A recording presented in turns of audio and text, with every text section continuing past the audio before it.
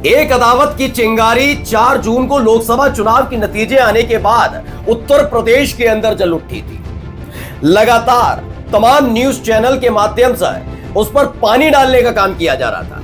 यह बताया जा रहा था कि नहीं, ऐसा कुछ नहीं है कि मोदी शाह वर्सेस योगी आदित्यनाथ हो रहा है। लेकिन मैंने तब भी कहा था और आज भी कह रहा हूं कि वो आग, वो चिंगारी अभी बुझी नहीं है। वो इतनी विकराल हो गई है कि खुल्लम खुल्ला मोदी गुट के नेता योगी आदित्यनाथ और उनके गुट के नेता और अधिकारियों को चुनौती दे रहे हैं। आज मैं बात करने जा रहा हूं अपना दल एस के अनुप्रिया पटेल से लेकर उन्हीं के पति आशीष पटेल की।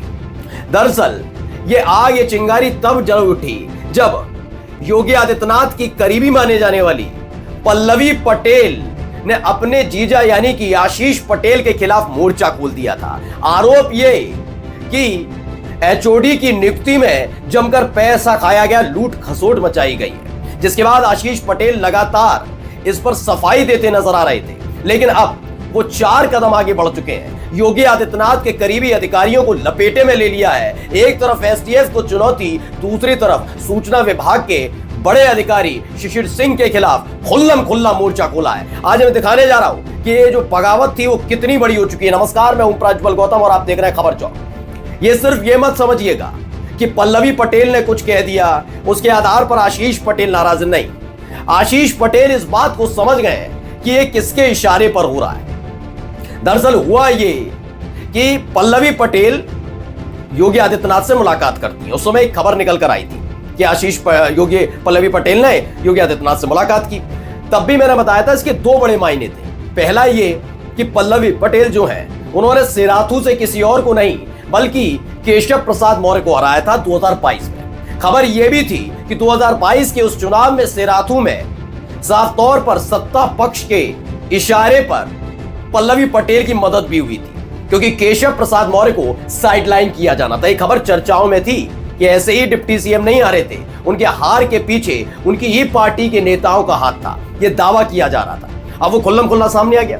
पल्लवी पटेल के आने से मतलब योगी आदित्यनाथ के करीबी होने से 2 निशाने साधे जाते हैं। एक तो अनुप्रिया पटेल जो लगातार योगी आदित्यनाथ के कई फैसलों का विरोध कर रही थी, उनके सुर ढीले किए गए।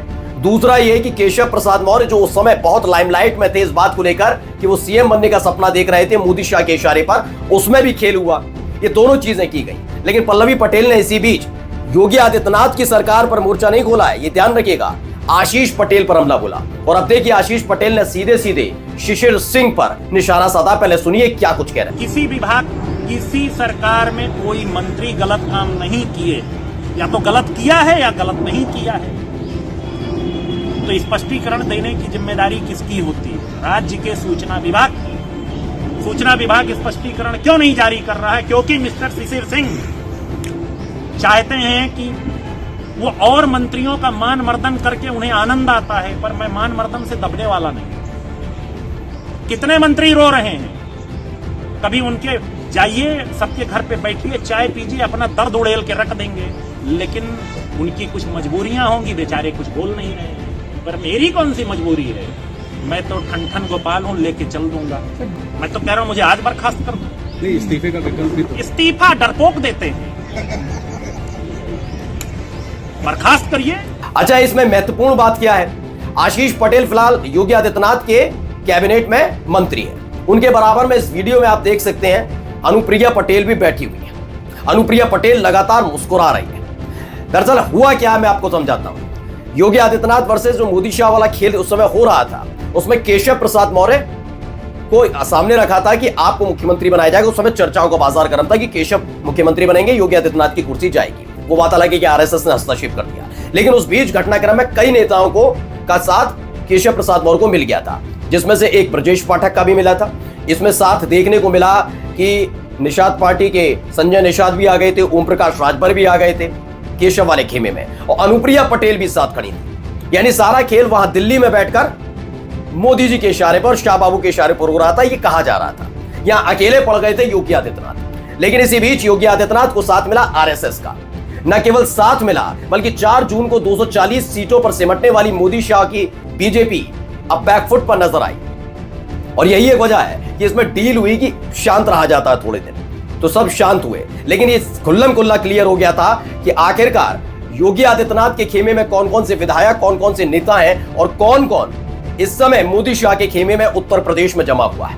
तब से ही आपने देखा होगा, कभी डीजीपी वाला मसला ले लीजिए, डीजीपी अपनी मर्जी से, मुख्य सचिव अपनी मर्जी से, ये सारे के सारे अपनी मर्जी से। अभी हाल ही में विधानसभा के अंदर योगी आदित्यनाथ के एक मंत्री हैं शर्मा जी, ऊर्जा मंत्री, उनको भी आगे आकर कहना पड़ा मैं दिल्ली नहीं जाता हूं, मैं यहीं रहता हूं, मेरा कोई लेना देना नहीं है, मैं वहां नहीं जाता हूं, मैं हाजिरी नहीं देता हूं। यानी वो साफ साफ जताने की कोशिश कर रहे थे कि मैं किसी खेमे में नहीं हूं, मैं योगी आदित्यनाथ के साथ हूं, जिससे कुर्सी ना चली जाए। लेकिन आशीष पटेल के साथ ऐसा नहीं है। अब उन्होंने खुली अदावत कर दी है, यानी साफ साफ तौर पर यह बताया जाने लगा है कि हाँ, मेरे खिलाफ षड्यंत्र रचा जा रहा है। याद करिएगा, मैंने जब ये खबर निकली थी कि आशीष पटेल पर आरोप पल्लवी पटेल ने लगाए हैं, ये आरोप सही है या नहीं सही है, जांच का विषय हो सकता है। लेकिन इस पूरे मामले पर सरकार की खामोशी बता रही है, ये सरकार के अंदर बैठे हुए लोगों के इशारे पर ही पोल पट्टी खोली गई है। और उसी के बाद से अब देखिए आशीष पटेल वही कह रहे हैं। जरा एक और बयान सुनिए एसटीएफ को के लेकर उन्होंने क्या कुछ कहा, सुनिए।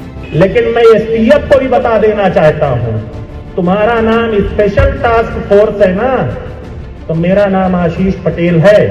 तुम पैर पे गोली मारते हो ना, औकात हो तो सीने पे मेरे गोली मार के दिखाओ।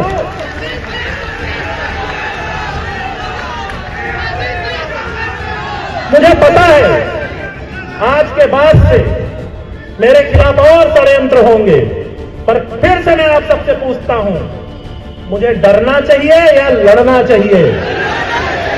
बोले डरना चाहिए या? तो लड़ूंगा, डरूंगा नहीं।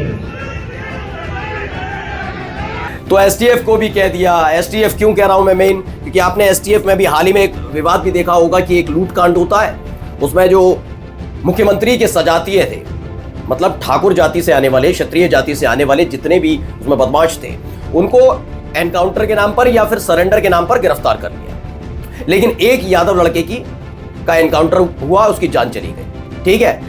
और इसमें नाम किसका निकल कर आया था? योगी आदित्यनाथ के सजातीय एक एसटीएफ के अधिकारी का। तब से ही लगातार एसटीएफ को लेकर ठनी हुई है।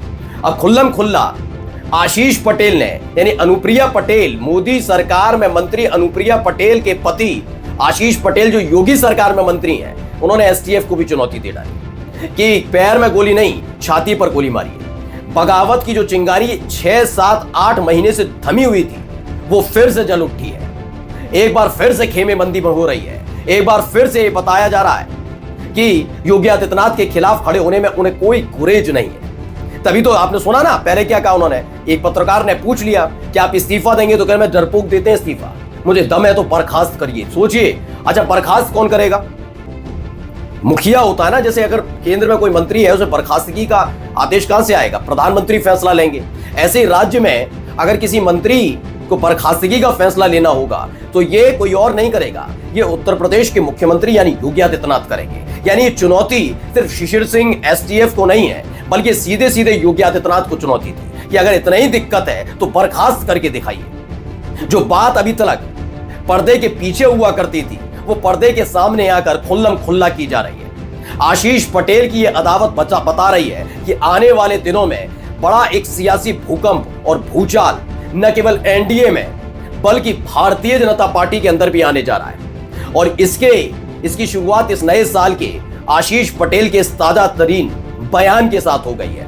अगर कोई पूछ रहा है कुर्सी रहेगी या जाएगी? नमस्कार।